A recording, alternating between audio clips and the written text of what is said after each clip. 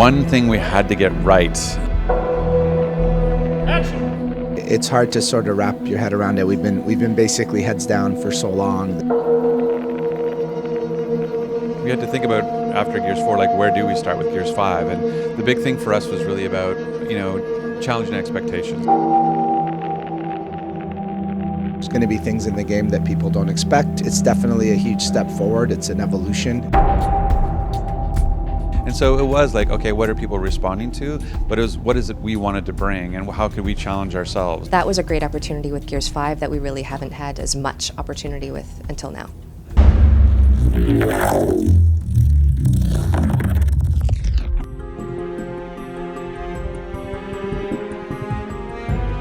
It's good to see you again, Kate. You too, Uncle. Now go pack up. You're leaving. When we started the development on the story for Gears 5, we really had to take a step back and figure out what story are we going to tell and whose story is it? When we look back at Gears 4 and the story we created there, it was really Kate's story about trying to save her mom, and JD was helping her. We had to pay off some questions that were brought up in the original trilogy. So things that were asked in the first game even, we are answering some of those questions in our game. Will we listen? Did you listen? Are you listening? That's Niles, all right. Still batshit after all these years.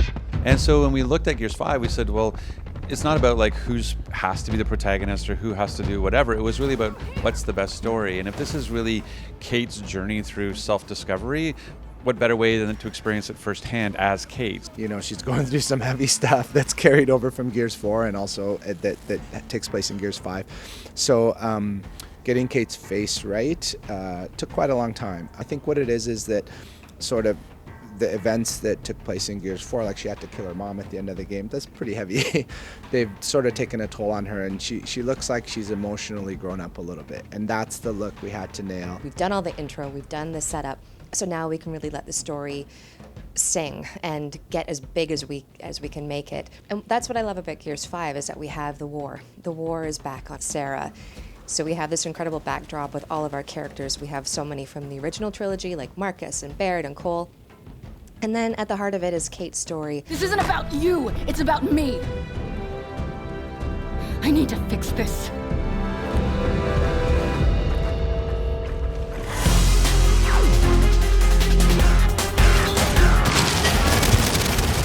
Sort of this mission statement for the game was challenge expectations, and one of the ways we really wanted to do that was with player choice. We had this amazing new opportunity where we have the skiff. So we have these areas of the game that are bigger than ever before. Players haven't traditionally been able to explore the world of Gears. 5 is a way bigger game than Gears 4 from a diversity of environments. Gears 4 was just a small little 48-hour sort of, companions going through the woods trying to figure out what's happened to Kate's mom. Gears 5 has a larger time scale, so that allows us to go through way more diverse locations. We've put all of this additional narrative and gameplay content in there for them to discover and explore. We've put in way more collectibles this time around so that we're telling environmental stories as you're going through the world, but we're also giving a glimpse into the lives of the people who lived here through our collectibles. And that's the thing I'm really excited about, is that we were able to add open world elements, we were able to add RPG elements, we were able to add a whole bunch more player choice, and it still feels like Gears of War. Okay, let's go see what kind of condition Paddock's drill is in. Dire is my guess, based on what we've seen so far.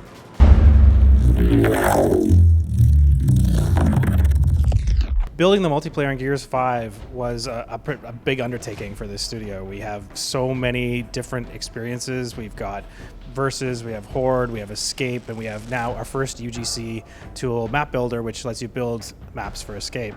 And you have to think about games as a service is obviously a real thing. And even with Gears 4, we had our last esport event almost 2.5 to 3 years after we launched Gears 4, and it had the highest viewership that we ever had throughout the entire time. Gears has esports in its blood, going all the way back to early Gears, but with Gears 4 and 5, we've really taken it up a notch. And we, on the multiplayer team, think of esports as the aspirational top of the pyramid.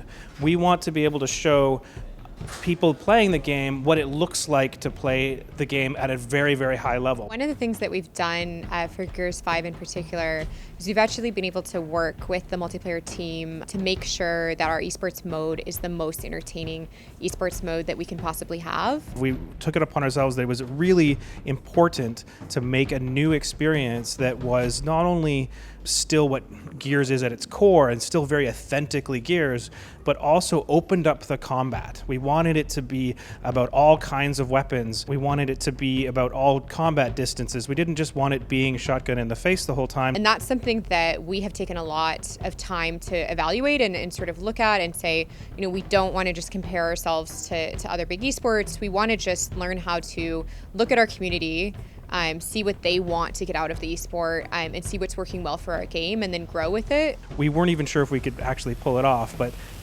based on the results of the tech test, it seems like we have, and we're really happy with the results.